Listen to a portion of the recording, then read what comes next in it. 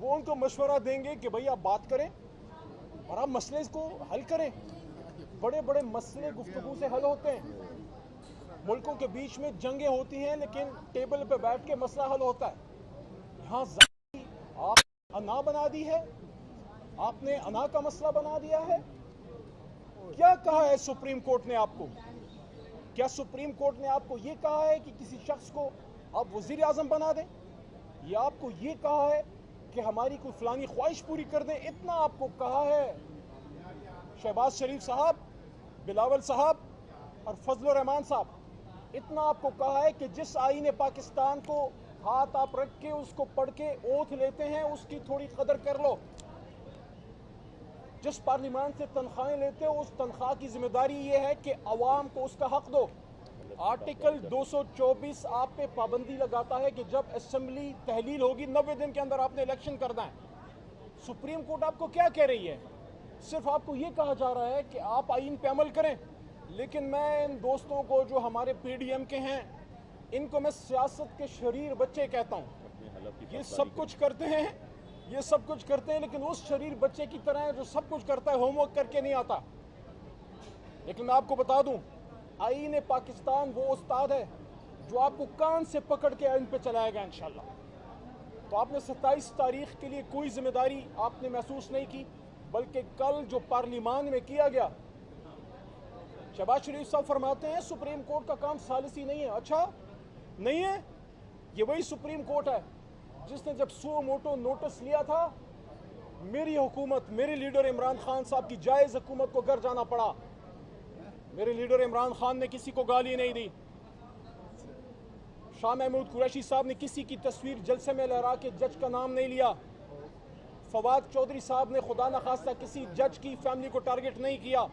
علی محمد نے کسی جج کی فیملیز کے آڈیو لیک نہیں کروائے. مراد سعید نے کسی کو دھمکی نہیں دی. شہریار خان افریدی نے کسی کے خلاف وہ بات نہیں کی جو آج ہو رہی ہے. حماد ادر صاحب نے کوئی غلط بات نہیں کی. سن سے علی زیدی نے کسی جج, کسی سپریم کورٹ کو تھریٹ نہیں کیا. علی امین گنڈاپور جس کو آج گلی گلی گھمایا جا رہا ہے, جس کے ساتھ وہ رویہ رکھا گیا کہ الامان الحفیظ, آپ کسی کو پھانسی پہ چڑھا دیں لیکن آپ اس کی ذات کی تحقیر نہیں کر سکتے. جو گنڈاپور صاحب کے ساتھ ہوئے آپ سمجھتے ہیں. انہوں نے بھی کبھی اس فیصلے کی ذاتی حیثیت ججوں کی ذات کو ٹارگٹ نہیں کیا. صرف ایک سوال ہم نے رکھا کہ رات کے 12 بجے عدالتیں کیوں کھلیں. اس کا جواب بھی محترم چیف جسٹس صاحب ہائی کورٹ کی طرف سے آیا تھا کہ آئین کے تحفظ کے لیے. اتنا سوال رکھا اور گھر چلے گئے. ڈائری اٹھا کے چلا گیا مرد بحران. ملنگ آدمی ہے عمران خان, رہتا بھی اپنے گھر میں تھا. لیکن آج آپ دیکھ لیں تو محترم شہباز شریف صاحب, زرداری صاحب,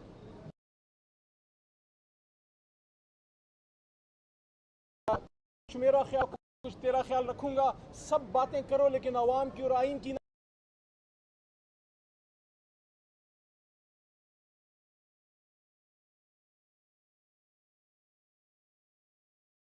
is a bad suo moto.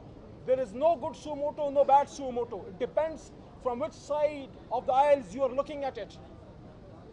Us suo motu سے آپ کی حکومت ختم ہوئی تو اچھا تھا, ہماری جب ختم ہوئی. یہ والے سے صرف عوام کی طرف بھیجا جا رہا ہے. یہ ایسے ہی آپ ہمارے لئے کھاری ہیں, صافی بھائی کھڑے ہیں. آپ کو کوئی یہ کہے, آپ کا آپ کے چینل کا مالک یا کوئی سینئر آپ کو یہ کہے کہ بھائی آپ 10 دن سے آفس نہیں آئے, آپ کم از کم کیمرہ اٹھا کے ذرا تھوڑی کوریج کر لو.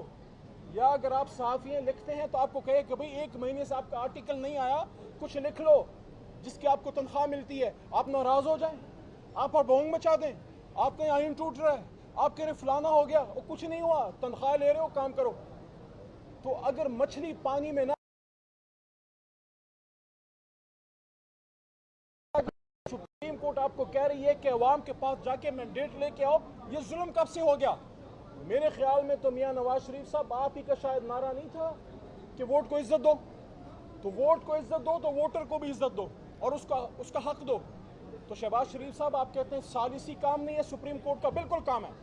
اور اگر ثالثی کام نہیں ہے تو آئین پہ پھر آپ عمل کریں. آپ کو سپریم کورٹ نے کہا ہے کہ 90 دن میں الیکشن کریں, ادھر بھی آپ کی جان جاتی ہے, ادھر بھی آپ کی جان جاتی ہے.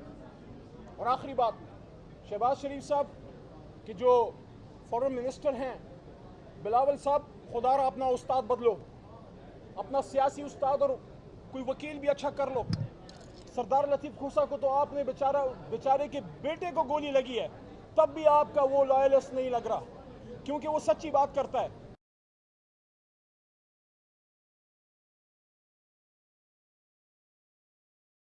मुस्तफ़ा नवाज हमारा छोटा भाई है, हमेशा पिपलिया रहा है, आज भी दिल से पिपलिया है। उसने सिर्फ इतना कहा कि आजम स्वाति से ज्यादती हुई है।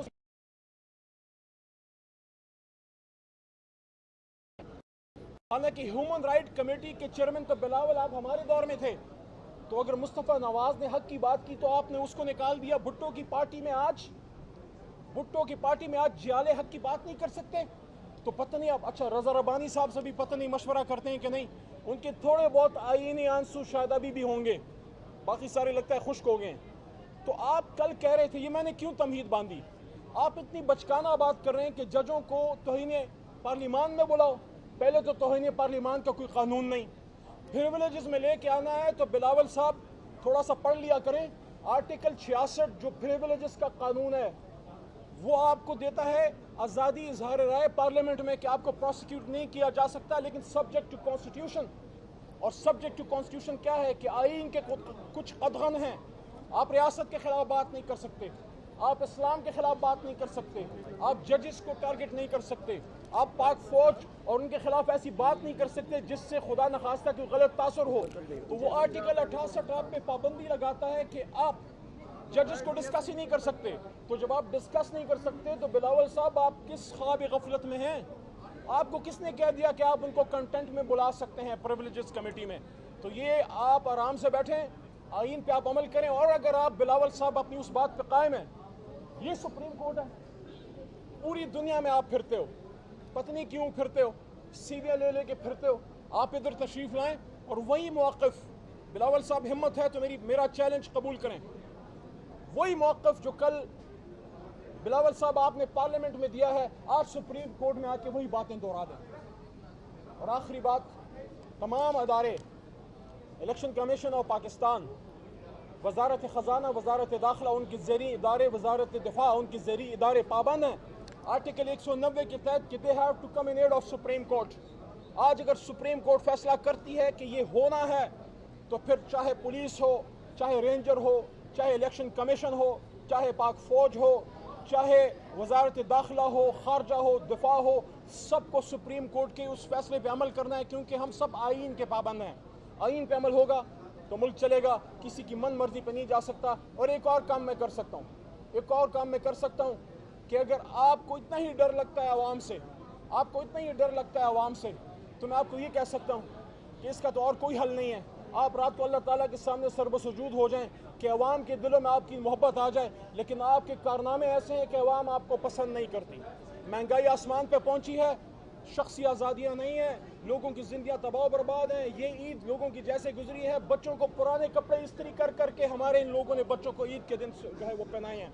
तो आखिर में यही बात कि आज सुप्रीम कोर्ट की अहम हियरिंग है, आज फैसला होना है, इस मुल्क को आइन पे जाना है या इस मुल्क को किसी की शख्सी ख्वाहिश पे चलाना है। खुदारा, जो मैंने कल भी एक प्रोग्राम में बात की, मेरा मजाक उड़ाया गया एक सहाफ़ी भाई की तरफ से। मैंने सिर्फ इतना कहा कि ये सुप्रीम कोर्ट पार्लियामेंट की मुहाफ़िज़ है, क्योंकि पार्लियामेंट जो कानून बनाता है उसकी जो खिलाफ वर्जी करेगा उसको सज़ा कौन देगा? आप बताएं। सुप्रीम कोर्ट सज़ा देगी। अगर सुप्रीम कोर्ट आइन की हिफाजत नहीं करेगी तो पार्लियामेंट की हिफाजत नहीं होगी। पार्लियामेंट की हिफाजत के लिए आपको एक तगड़ी सुप्रीम कोर्ट चाहिए। और अगर आज आपने सुप्रीम कोर्ट पे हमले किए हैं और उसको कमज़ोर कर रहे हैं, तो पूरे 22 करोड़ अवाम में मुझे बताएं, जब हर जगह पाकिस्तानी को मार पड़ती, आखिरी बात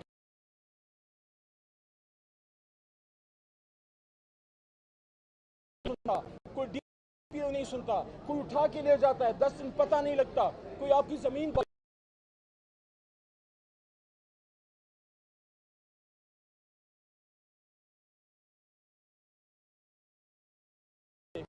आप बच्चे तो बाहर हैं, मेरे तो बच्चे भी इधर हैं, आपके भी इधर हैं, मेरे तो आबा अजदाद ने भी इधर दफन हुआ थे, हमने भी इधर दफन होना है, हमारा तो सब कुछ इधर है। तमाम इदारे तो तबाह कर दिए, एक सुप्रीम कोर्ट रह गई, एक पाक फौज रहेगी, इसके पीछे आप लोग हाथ धो के पड़े हुए हैं। बहुत शुक्रिया।